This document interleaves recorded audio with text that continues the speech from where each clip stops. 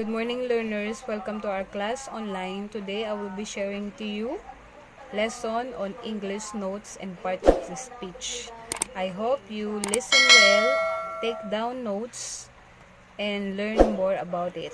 God bless. Good morning, learners. Lesson for today, our topic is English notes. What is English notes? Okay. First, we must speak and write according to certain rules. There must be agreement about the names given to the various kinds of words we use in speech. Otherwise, we will not understand the meaning of the rules. And what is rules? Rules of speech are called grammar. So what is grammar? Grammar deals with the very words we use in sentences.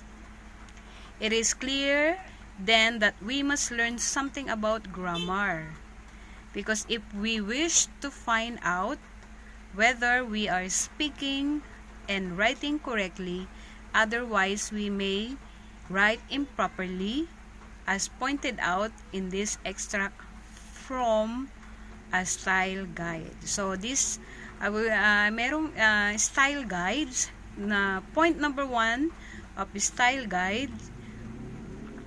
Point number 1, verb has to agree with their subject. So, the word verb is an action word. Now, number 2, preposition are not words to end sentence with.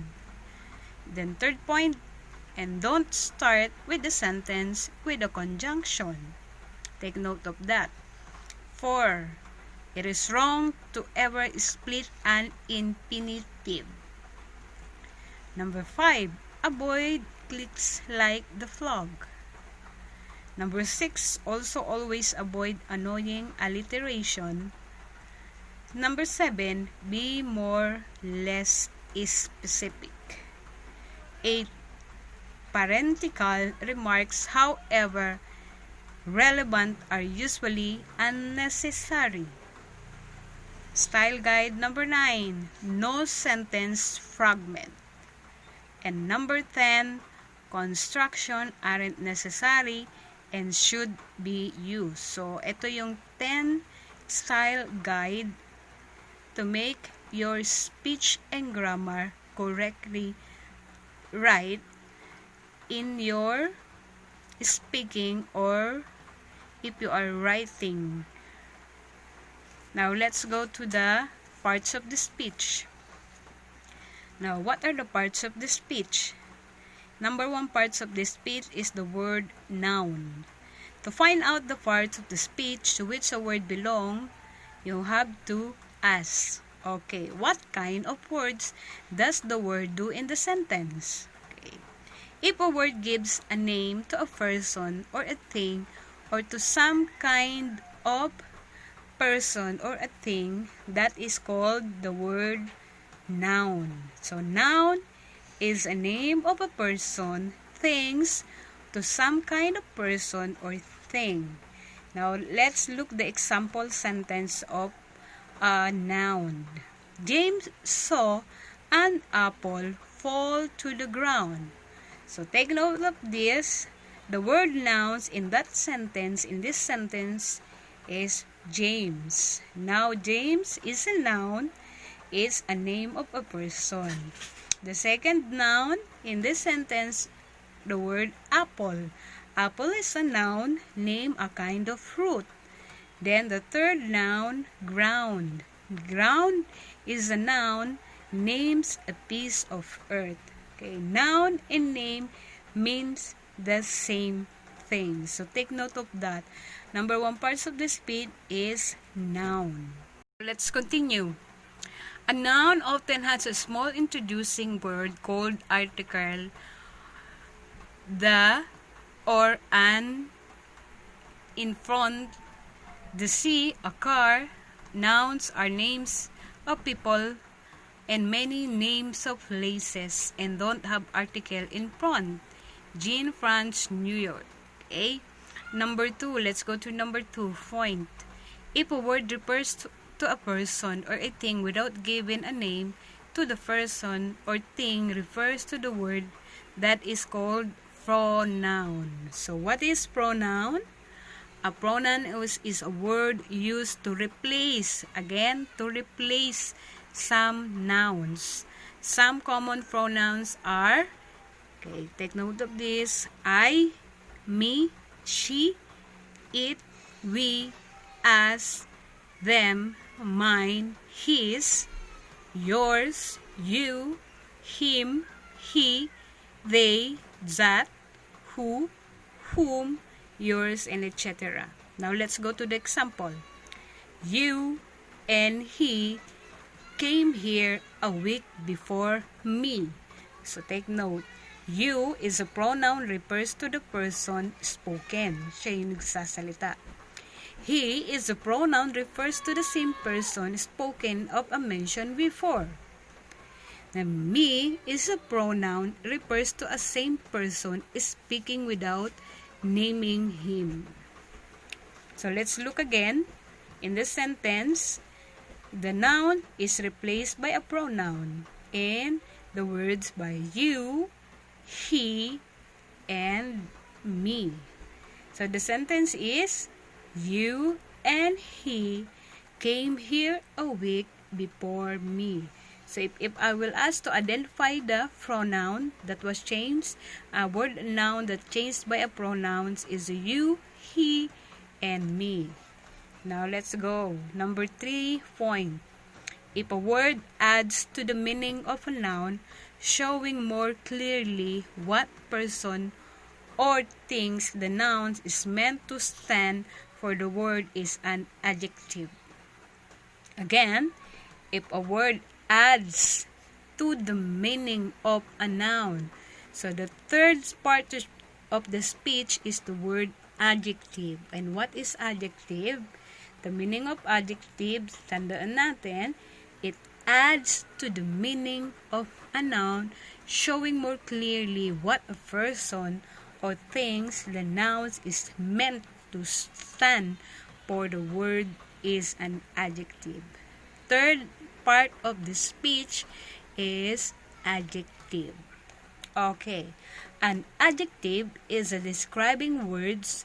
It tells you what a noun is like, what it looks like, or how big it is. Numbers can also be adjectives. Example of adjectives are large, excellent, ugly.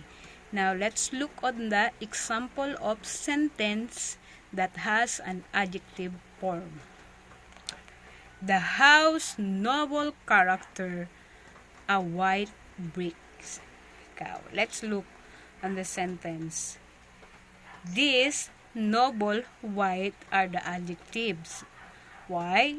Each is an adjective qualifying, adding something to the meaning of the noun to which is attractive. So let's look again the sentence. This house, a noble character, a white brick. So it describe. So what is the house? The house of what? A noble character. And what is the color of the house? With a white brick. So that is the sample of sentence that has an adjective form. So now let's go further. Number 4, if a word says something about a person or a thing, the word is a verb. Now what is a verb? A verb is an action word. It tells what a person is doing. It tells you what someone or something is doing. She or is working. So the fourth point and the fourth part of this speech is verb. Verb is an action word that describes what a person is doing. Now let's go to the example. A verb can also show state. We live here. He is ill. Verbs are very important. They can turn a meaningless group of words into a proper sentence.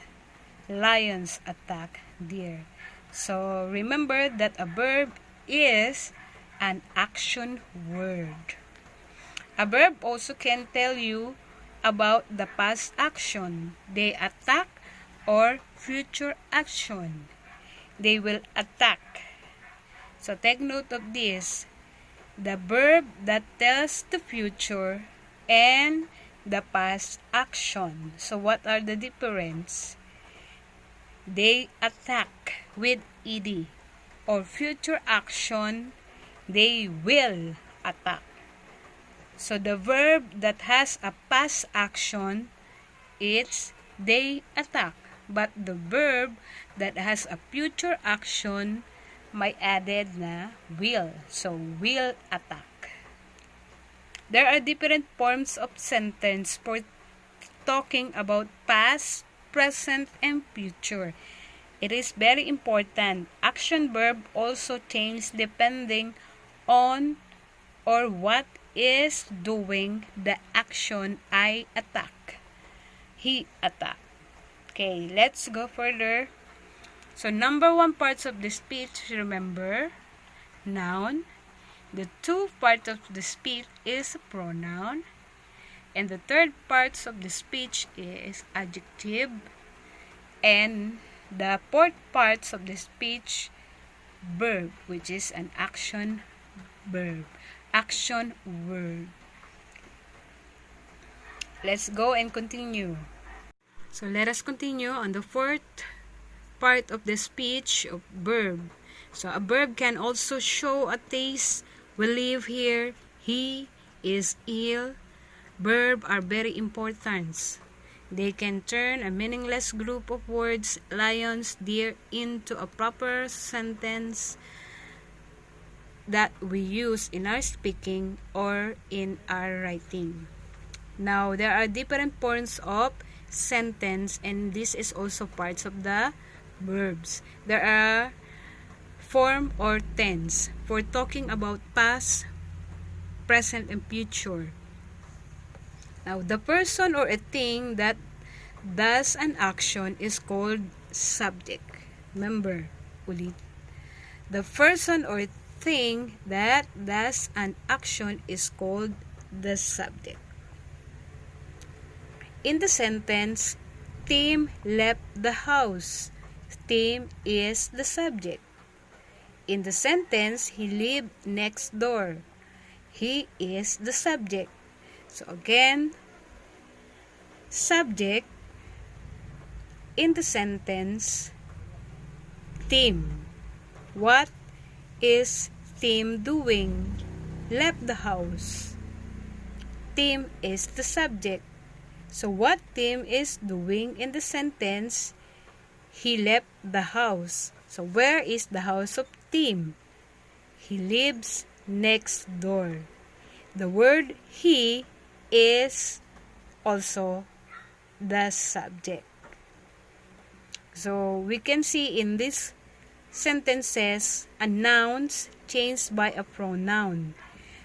Tim and the word he.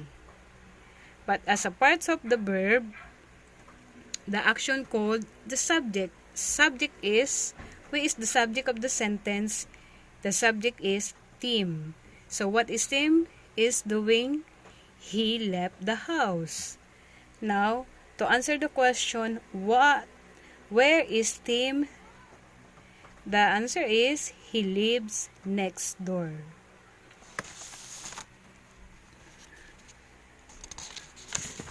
Next. The person or things that is affected by the action is called object. Now, object. What is the object sentence? Well, there are 2 kinds of object. Listen carefully. Direct object. This is affected directly by an action. Matthew sent the letter. as it direct affected by the action of a verb sent. Now, the direct object affected directly by an action. So, in this sentence, the letter. Now, an indirect object. This is usually the person or things for whom or to whom the action is done. Matthew sent the letter to his sister. Now, let us differentiate the two kinds of object. The direct object and the indirect object. So again, what are the two kinds of object in the form of verb? The direct and the indirect object.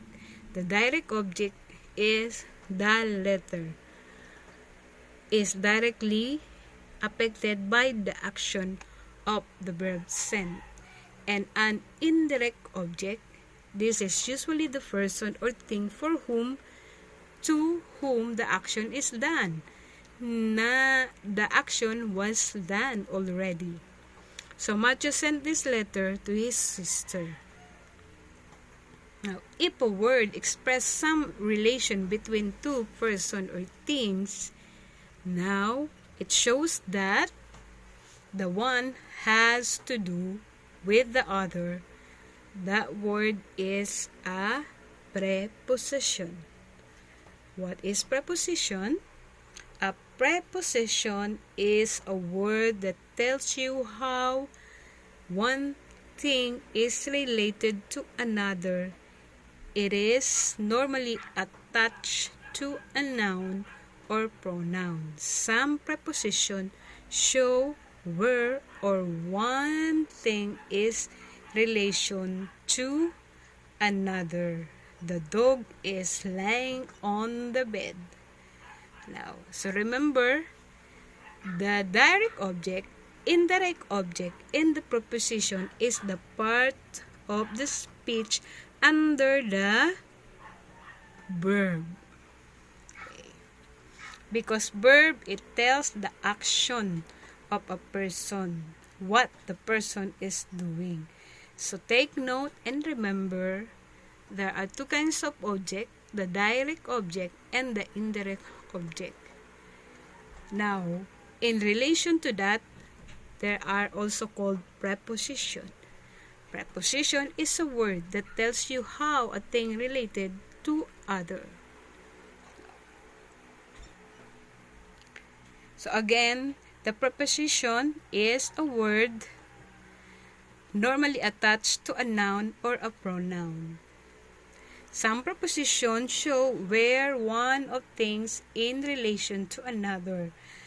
So the sentence that is described the sample of the dog is lying on where the dog is lying on the bed. Where is the dog? On the bed. So that words that tells where the dog and what is the dog is doing is the word preposition. On is a preposition word, which is also parts of the verb. God bless, and I hope you learn a lot, and see you again as we continue our lesson on the parts of the speech. So again, the parts of the speech, number 1 is a noun, number 2, pronoun, number 3, remember, verb, and adjectives. God bless, and hope to see you again.